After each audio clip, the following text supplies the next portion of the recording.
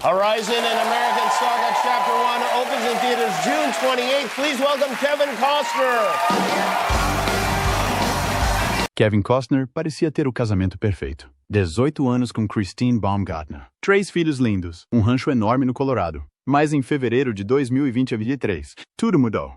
Christine encontrou algo escondido no carro de Kevin que a levou a pedir o divórcio apenas 2 meses depois. Não era o número de outra mulher, nem recibos de apostas. Foi algo muito pior que revelou um segredo. O Kevin vinha escondendo isso há anos. O que ela descobriu naquela cadeira auto explica por que razão exigiu $248 mil mensais de pensão de alimentos e por que razão se recusou a explicar as suas ações em tribunal. Kevin Costner nasceu a 18 de janeiro de 1955, em Linwood, na Califórnia, o mais novo de 3 irmãos, embora um deles não tenha sobrevivido ao nascimento. Esta perda permaneceu na casa como uma sombra silenciosa. Os seus pais, William e Sharon, trabalhavam arduamente apenas para manter as contas em dia. William trabalhava com cablagem elétrica. Aos poucos, conseguiu um emprego numa empresa de serviços públicos, enquanto Sharon ajudava famílias como assistente social. O dinheiro era sempre pouco e a família mudava constantemente, conforme a necessidade do trabalho de William. Estas mudanças levaram Kevin a lugares como Compton, no final da década de 1950 e início da década de 1960, onde as ruas violentas e as lutas eram comuns.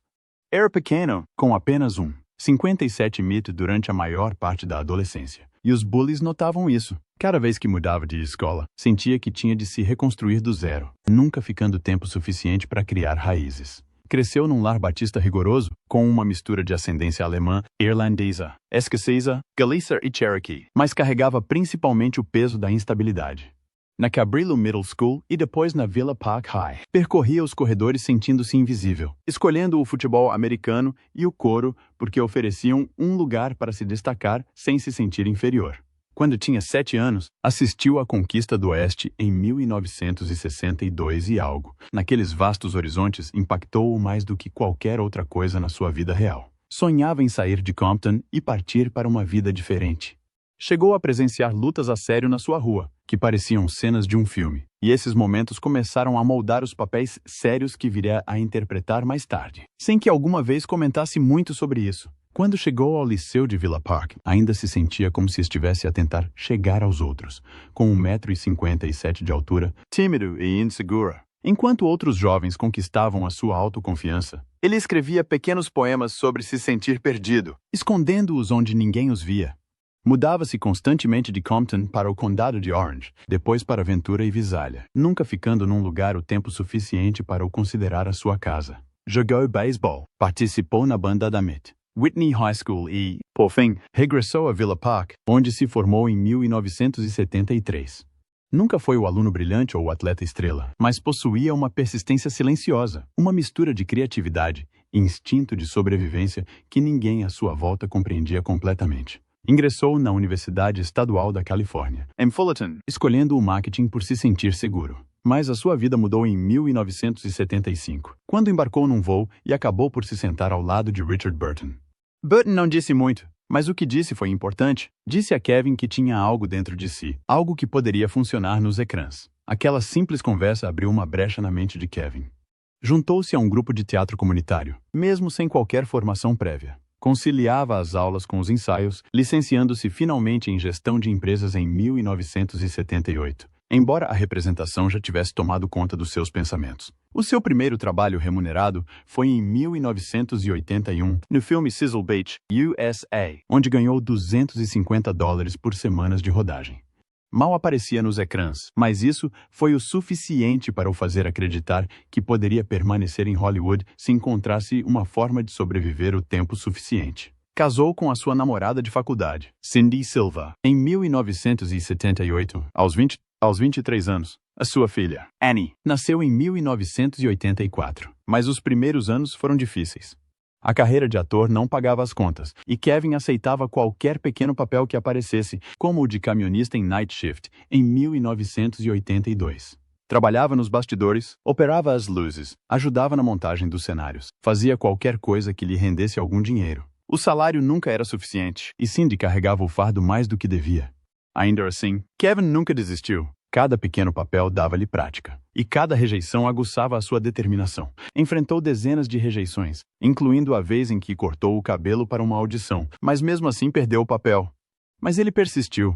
Trabalhou em filmes como Chasing Dreams, em 1982, e Table for Five, em 1983, interpretando pequenas personagens que, ainda assim, pareciam reais porque improvisava e acrescentava pequenos toques que as tornavam humanas. Aos poucos, as pessoas começaram a reparar no seu estilo de homem comum, na forma como agia como alguém que se podia conhecer na vida real.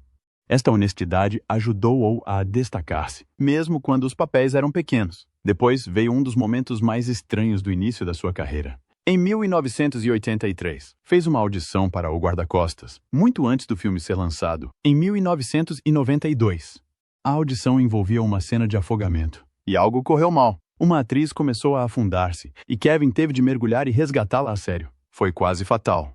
Aquele dia mostrou-lhe o quão perigosa a indústria podia ser, mas também o tornou ainda mais determinado. Não ia deixar que nada o afastasse do sonho que começara a perseguir. Em 1985, depois de sobreviver a anos de pequenos papéis e audições decepcionantes, formou uma produtora com amigos. Estavam sem dinheiro, mas ávidos de controle. Kevin queria fazer westerns como os que adorava quando era criança. Passava as noites em claro a pensar nas histórias que um dia iria dirigir. Esta ambição, aliada à sua teimosia, manteve-o firme enquanto outros à sua volta desistiam. Tudo mudou em 1987. Nesse ano, Kevin Costner ascendeu como um foguete. Primeiro surgiu Os Intocáveis. Interpretou Eliot Ness ao lado de Robert De Niro, que fez de Al Capone.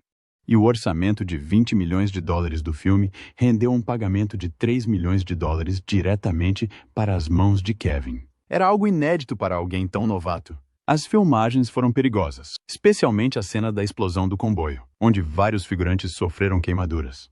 Kevin perdeu a paciência com a falta de segurança e quase abandonou o projeto. Mas quando o filme arrecadou $106 milhões em todo o mundo, tudo mudou. Kevin Costner, de repente, tornou-se um nome reconhecido por todos.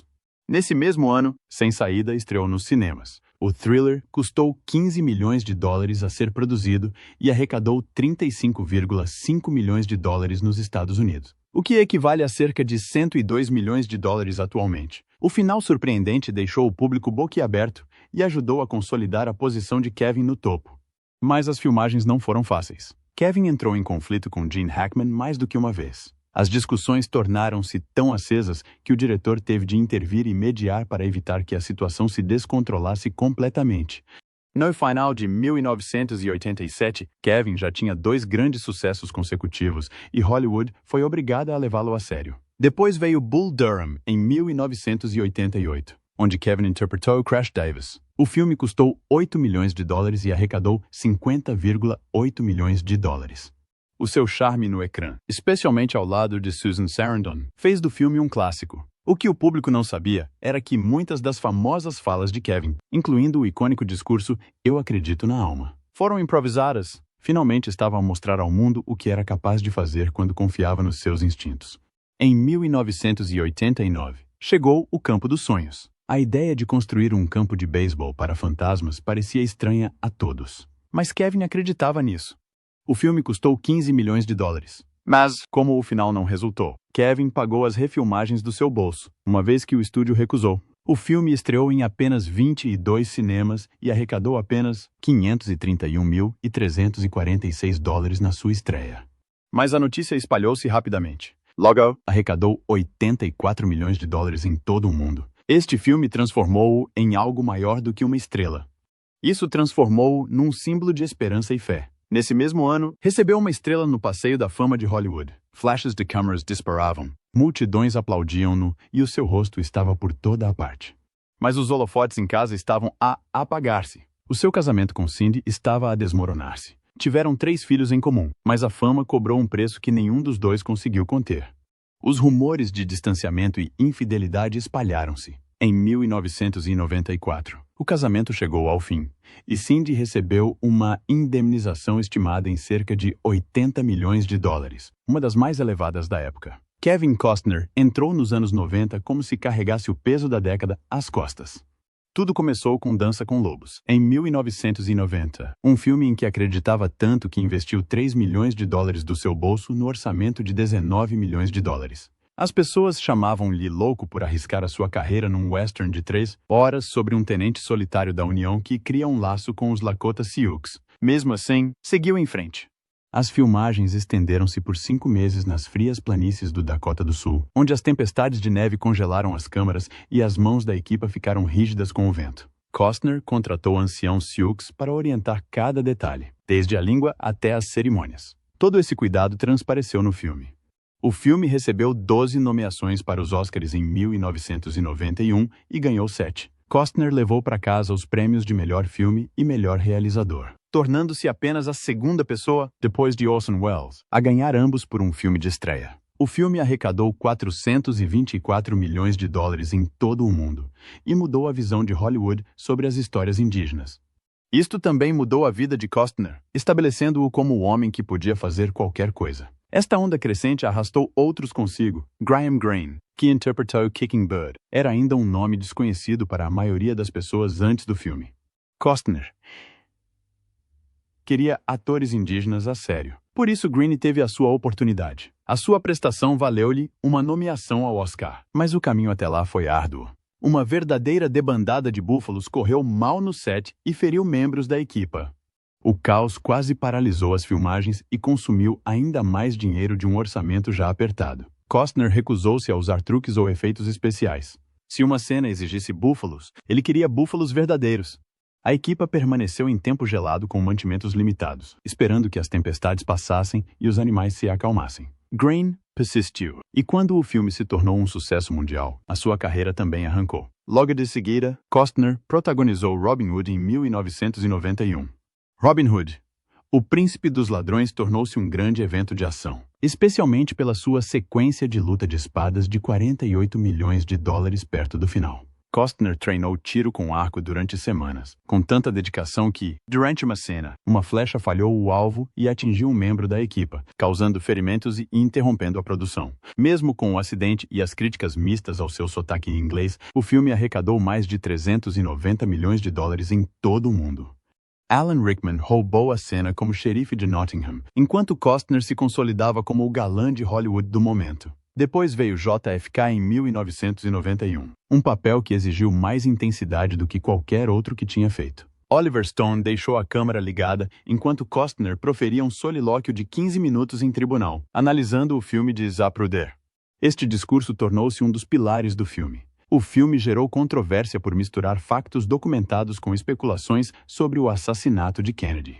Os críticos atacaram-no, os historiadores debateram-no, mas o público compareceu em massa mesmo assim. O filme arrecadou 205 milhões de dólares e recebeu 8 nomeações para os Oscars. A prestação de Costner trouxe à tona questões antigas com uma nova energia. Neste momento de sucesso, fez uma escolha que surpreendeu toda a gente. Recusou o papel em Pretty Woman em 1990. Achava que a comédia romântica o iria prender a uma imagem errada, por isso disse que não e concentrou-se em Dança com Lobos. Essa escolha moldou a sua trajetória. O sucesso deu-lhe confiança, mas também alimentou conflitos com os estúdios. Começou a exigir mais controle, pressionando por reescritas e cortes finais. As disputas de poder desgastaram a sua relação com produtores que antes lutavam para trabalhar com ele. Ainda assim, continuou a conquistar papéis, continuou a ganhar impulso e continuou a ultrapassar os limites da sua carreira. No final de 1992, Costner atingiu um auge que poucos atores alcançam. O filme O Guarda-Costas estreou a 25 de novembro de 1992, em 1.117 cinemas, e arrecadou 16,6 milhões de dólares no seu primeiro fim de semana. O filme arrecadou 121,9 milhões de dólares na América do Norte e 401 milhões de dólares em todo o mundo. A banda sonora tornou-se um fenômeno, vendendo mais de 18 milhões de cópias. Circularam rumores sobre um possível envolvimento seu com Whitney Houston, mas Costner manteve o foco no treino físico e na coreografia de ameaças que moldaram a sua personagem. Seguiram-se 2 nomeações para os Oscars de melhor canção original e o filme consolidou o seu lugar no topo do cinema mundial. Seguiu-se Um Mundo Perfeito, em 1993, Costner interpretou um recluso fugitivo que cria um laço com um rapaz raptado, oferecendo uma das suas performances mais emocionantes. Clint Eastwood dirigiu as filmagens embora se respeitassem, havia tensões latentes. Costner queria camadas mais profundas no guião e pressionou bastante Eastwood. Algumas cenas foram filmadas com duplos devido a atrasos. O filme arrecadou 104 milhões de dólares em todo o mundo e valeu a Costner uma nomeação para o Globo de Ouro. Com o tempo, tornou-se um clássico de culto respeitado. Wyatt Earp chegou aos cinemas em 1994. Foi o projeto de paixão de Costner, avaliado em 72 milhões de dólares. Insistiu num bigode de verdade, locações reais e coreografia de tiroteios real. Os tiroteios em Dodge City chegaram a durar mais de 10 minutos em algumas cenas. A duração do filme ultrapassou as 3 horas e os críticos queixaram-se. O público também não gostou, resultando num prejuízo de 25 milhões de dólares. Nos bastidores, Costner chegou mesmo a tentar impedir a produção do filme concorrente Tombstone. Hollywood percebeu a rivalidade e sussurrou sobre o ego. Anos mais tarde, o filme foi reconhecido pela sua ambição, mas, na altura, marcou o início de uma decadência. Até em O Guarda-Costas houve tensão. Costner e Whitney Houston entraram em conflito por causa de reescritas e duetos. Costner, atuando como protagonista e produtor, acreditava que o argumento necessitava de um conflito mais intenso. E as suas mudanças frustraram Houston e o estúdio. Superaram as frustrações e entregaram cenas que ainda hoje se destacam. Mas os desentendimentos acrescentaram mais uma camada à sua crescente reputação de alguém que lutava arduamente pelo controle. Em casa, as coisas tornaram-se difíceis. Em 1994, a sua família vivia numa mansão no condado de Orange com a sua mulher, Cindy, e os seus filhos, Lily, Annie e Joe. Por fora, parecia perfeita. Por dentro, a tensão era constante. Costner trabalhava frequentemente perto de 100 horas por semana, alternando entre sets de filmagem, reuniões e sessões de edição até altas horas da noite. Cindy sofria com as suas ausências e com a sensação de que a vida familiar passava para segundo plano em relação à carreira dele. A pressão afastou-os ainda mais, criando fissuras que se ampliariam mais tarde. Nessa altura, os críticos já sussurravam sobre a sóbria exposição. 3 grandes filmes em rápida sucessão fizeram com que se sentisse incontornável. O seu próximo projeto como realizador seria Waterworld, e ninguém imaginava que o filme se tornaria um símbolo dos excessos de Hollywood. Mesmo assim, Costner continuou a perseguir grandes sonhos. A sua ambição poderia elevá-lo ou afundá-lo, mas recusou-se a desistir da busca. Waterworld, em 1995, tornou-se o ponto de viragem. Planeado para ser um filme de 100 milhões de dólares, o projeto acabou por custar 175 milhões de dólares depois de os furacões terem destruído os sets de filmagem no Havaí. Como marketing, o custo total atingiu os 230 milhões de dólares, tornando-se o filme mais caro já realizado até então. Um enorme atol flutuante, com mais de 1.000 toneladas, teve de ser transportado por via aérea, peça a peça. Costner ganhava 250 mil dólares por dia, o que gerou inveja e rumores de sabotagem. O realizador Kevin Reynolds entrou em conflito com ele em quesilhas tão intensas que Reynolds acabou por abandonar o filme. A Waterworld arrecadou 264 milhões de dólares em todo o mundo. Mas as despesas consumiram os lucros e a indústria troçou do filme, chamando-lhe o portão de Kevin. O stress destruiu pontes e deixou Costner exausto. Depois veio O Mensageiro em 1997. Realizou, produziu e protagonizou o filme de 80 milhões de dólares. A estreia aconteceu no dia de Natal, precisamente quando Titanic encheu os cinemas. O Mensageiro arrecadou apenas 17,6 milhões de dólares nos Estados Unidos e 27 milhões de dólares em todo o mundo. As críticas foram detonadas. A sua duração de 177 minutos afastou o público. O fracasso de bilheteira mostrou o quanto a carreira de Costner tinha decaído desde Wolves. No meio desta decadência, os tabloides apegaram-se a outra história. Costner e a atriz Bridget Rooney tiveram um breve romance. Deu à luz a filha de ambos, Liam, em novembro de 1996, pouco depois de o divórcio dele com Cindy ter sido finalizado. A diferença de idades, o momento da gravidez e o secretismo alimentaram as manchetes. Costner só reconheceu a criança em 2002, quando um teste de ADN confirmou a paternidade. Acabou por criar um fundo fiduciário, mas manteve-se distante na maior parte do tempo. O escândalo prejudicou ainda mais a sua imagem pública. Depois de Waterworld e O Mensageiro, os estúdios afastaram-se dele. Perdeu papéis, incluindo o de Air Force One, que os produtores deram a Harrison Ford. Costner afastou-se da representação durante algum tempo, dedicou-se ao polo e às causas ambientais, e esperou em silêncio que a indignação da indústria diminuísse. Regressou com projetos mais pequenos, como Tin Cup, em 1996, e lentamente recuperou o respeito com filmes como 13 Dias. Em 2000, a sua reviravolta completa só aconteceria anos mais tarde, como Estrelas Além do Tempo, em 2016, e o sucesso moderno de Yellowstone. Em 2000, o filme 13 Dias em 2000 permitiu-lhe mostrar um lado diferente. Interpretou Kenny O'Donnell, durante a crise dos mísseis de Cuba. O filme utilizou transcrições reais de reuniões do XCOM feitas na Casa Branca, e Costner estudou gravações áudio originais para captar o tom do círculo íntimo de Kennedy. O filme arrecadou 66 milhões de dólares em todo o mundo. Não foi um sucesso estrondoso, mas o suficiente para restaurar a confiança nas suas capacidades dramáticas. Em 2003, Open Range trouxe-o de volta para trás das câmeras. Filmou ao lado de Robert Duvall, no Canadá, na reserva indígena de Stoney. Estampidas de gado real passaram em frente à equipa. Lama, tempestades e tempo imprevisível marcaram cada dia no set.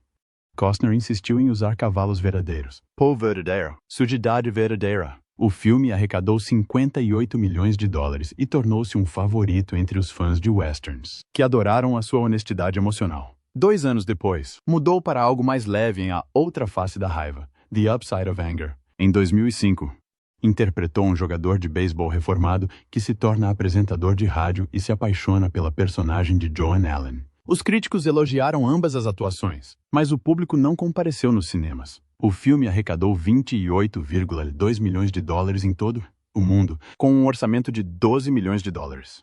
Ainda assim, o papel ajudou Costner a direcionar-se para trabalhos mais focados nas personagens, à medida que Hollywood mudava. Man of Steel, em 2013, proporcionou-lhe outro momento amplamente aclamado como Jonathan Kent. O filme arrecadou 668 milhões de dólares e a cena do sacrifício de Costner no tornado tornou-se um dos seus pilares emocionais. Baseando-se nas suas próprias experiências com a vida no rancho, fez com que a ligação entre pai e filho parecesse real e sólida. Quase na mesma altura, uma estranha batalha judicial atingiu-o. Em 2012, Stephen Baldwin processou Costner por alegadamente o ter enganado em 13 milhões de dólares num negócio que envolvia dispositivos de limpeza de derrames de petróleo criados após o desastre do Deepwater Horizon em 2010. O caso arrastou-se até que um júri rejeitou a da alegação de Baldwin, mas a publicidade prejudicou a imagem de Costner como empresário. Em 2013, tinha se estabelecido numa vida mais tranquila com Christine Baumgartner, com quem se casou em 2004, após uma breve separação no ano anterior. Construíram uma família com os seus filhos Caden, nascido em 2007, e Hayes, em 2009, conciliando o trabalho de Costner com o tempo dedicado ao rancho da família. Kevin Costner apareceu em Batman v Superman durante apenas 2 minutos, mas esses 2 minutos carregaram o peso de uma vida. Interpretou Jonathan Kent, o pai reservado que moldou a noção de certo e errado do super-homem muito antes das capas e de salvar o mundo. A cena foi filmada na Louisiana a 1 de setembro de 2015, concluída num único dia. Mas a calma na voz de Costner permaneceu na memória das pessoas muito depois dos créditos finais. Parecia que sussurrava o tema do filme na alma de Clark, enquanto o Batman de Ben Affleck permanecia no mesmo mundo com um coração mais sombrio. Quando o filme estreou a 23 de março de 2016 e arrecadou 874 milhões de dólares em todo o mundo, os fãs ainda comentavam aquele pequeno momento entre pai e filho como se fosse uma verdade secreta escondida num grande sucesso de bilheteira. Os críticos consideraram-no uma das cenas mais tocantes do cinema de super-heróis e, em entrevistas, Costner disse estar surpreendido por uma cena tão curta poder causar um impacto tão profundo. Os estúdios mantiveram um momento breve para que o impacto emocional se mantivesse forte, e esta escolha discreta ajudou a moldar o tom de toda a história. A série Hatfields and McCoys estreou na televisão em 2012. De repente, toda a gente estava a falar novamente de Kevin Costner. A série colocou-o no meio de montanhas lamacentas e tiroteios intermináveis como Devil Ants Hatfield, e milhões de espectadores acompanharam cada passo. O primeiro episódio alcançou 13,9 milhões de telespectadores e, no episódio final, esse número subiu para 14,3 milhões, tornando-se a série de ficção mais vista da televisão por cabo com publicidade na época. Costner tinha então 57 anos, mas ainda fazia a maioria das suas próprias cenas de ação, incluindo longas e brutais sequências de luta que o deixavam encharcado em lama até 12 horas por dia. A produção custou $20 milhões e a NBC arrecadou cerca de 8 milhões em direitos publicitários. Mas o verdadeiro retorno aconteceu quando a série varreu os Emmy com 4 vitórias, incluindo a de melhor ator para Costner. Nos bastidores, os membros do elenco riam-se sobre o facto de se terem afundado em poças de lama entre as filmagens. Mas Costner admitiu mais tarde que o desgaste físico foi grande. Ainda assim, as audiências e os prêmios fizeram com que cada momento exaustivo valesse a pena para ele e para o History Channel, que nunca tinha visto nada assim. Yellowstone voltou a mudar a vida de Costner a partir de 2018, transformando-o no rosto moderno da narrativa do Oeste americano. Durante as 5 temporadas, conduziu John Dutton pelas paisagens intermináveis de Montana, enquanto realizava as suas próprias cenas a cavalo aos 68 anos. O programa teve tanto sucesso que o seu salário subiu para $1,3 milhões por episódio, totalizando 18,2 milhões só na 5ª temporada. Depois, tudo se desmoronou. Em 2023, pediu $12 milhões pela segunda metade da 5ª temporada, mas o estúdio resistiu com sugestões de cortes salariais e divergências criativas. A tensão aumentou até que Costner disse que provavelmente iria apresentar um processo judicial se o acordo não fosse honrado. A produção foi paralisada. O episódio final foi adiado e... De repente, esta série gigantesca desmoronou-se no meio do seu sucesso. Com um orçamento de $15 milhões por episódio, o salário de Costner tornou-se um enorme peso nas negociações. Quando o contrato terminou em 2024, os fãs ficaram chocados. As revistas especializadas confirmaram todos os valores e todos os pormenores dos conflitos nos bastidores, transformando a sua saída numa das maiores separações televisivas da década. Depois veio Horizon, o sonho que a acalentava desde 1988. Nenhum estúdio queria a versão em que acreditava, nem mesmo quando lhe ofereceram contratos cerca de $5 milhões abaixo do que precisava. Depois fez o impensável. Tirou $38 milhões do seu bolso e hipotecou as suas terras para ajudar a construir uma saga épica de 4 partes, orçada em $100 milhões. O primeiro capítulo estreou em Cannes a 19 de maio de 2024, e todo o risco recaiu sobre os seus ombros. Quando a bilheteira doméstica arrecadou apenas $12 milhões, a desilusão foi enorme. Os críticos disseram que o filme tinha ambição, mas arrastou-se em alguns momentos, embora alguns tenham elogiado a força emocional. A Warner Brothers lançou os 2 primeiros capítulos, mas os 2 últimos ainda não têm financiamento garantido. As pessoas compararam este momento com o de Waterworld, um fantasma que persegue sempre Costner, mas ele insiste que Horizon vai continuar. Mesmo que tenha de carregar o fardo sozinho, afirma que terminará o que começou. Em 2025, tudo se complicou quando a duplo Devin Labella interpôs um processo acusando Costner e a sua empresa de terem forçado a participar numa cena de agressão não guionada durante as filmagens de Horizonte Capítulo 2, a 2 de maio de 2023. Alegou que não havia nenhum coordenador de intimidade presente, nenhum aviso prévio e que se sentiu presa e envergonhada. A equipe de Costner negou tudo, classificando as acusações como falsas e pessoais. Os tribunais recusaram-se a arquivar o processo em outubro de 2025 e permitiram que este prosseguisse. O sindicato confirmou posteriormente que as normas de segurança foram violadas e Labella não foi recontratada. Os meios de comunicação social noticiaram cada detalhe. Simone Hayes, transformando o set de Horizon num campo de batalha de declarações e contradeclarações. Labella exigiu um pedido público de desculpas e reformas de segurança, e o caso continua a ser discutido nos tribunais. A vida pessoal de Costner foi sempre igualmente dramática. Casou com Cindy Silva em 1978 e estiveram 16 anos juntos a criar 3 filhos: Annie, em 1984, Lily, em 1986 e Joe, em 1988. O casamento parecia sólido até 1994, quando os rumores de um caso extraconjugal abalaram tudo. O que aconteceu a seguir foi ainda mais explosivo. Em 1996, Bridget Rooney afirmou que Costner era o pai do seu filho. Liam Costner negou inicialmente, mas o teste de ADN comprovou-o. Não tinha contado a Cindy sobre Liam até o resultado do teste, e a revelação gerou uma tempestade jurídica. terá pago um acordo de 15 milhões de dólares para evitar uma longa batalha judicial. E a imagem de família tranquila que antes cultivava foi abalada em público. Em 1998, conheceu Christine Baumgartner num evento de beneficência e, em 2002, separaram-se por um curto período porque ela queria ter filhos, e ele já tinha 4. Reataram a relação e casaram em 2004 no seu rancho em Aspen. Tiveram mais 3 filhos, Caden, 2007, Hayes, 2009 e Grace, em 2010. A sua vida parecia tranquila por fora, com jogos de polo e encontros no rancho, mas, atrás das portas fechadas, as longas filmagens de Yellowstone causavam grande tensão. Documentos judiciais de anos posteriores revelaram sessões de terapia e um distanciamento emocional que nem a riqueza conseguiu superar. Mesmo com um patrimônio líquido de cerca de 145 milhões de dólares, os problemas entre eles continuaram a aumentar. Costner acabou por ter 7 filhos, embora durante anos os fãs só soubessem de 5. Liam, nascido em 1996, foi mantido em segredo até que o teste de ADN trouxe a verdade ao de cima. Houve rumores de um breve envolvimento com Naomi Irian na década de 1990, outra situação que manteve em segredo durante muito tempo.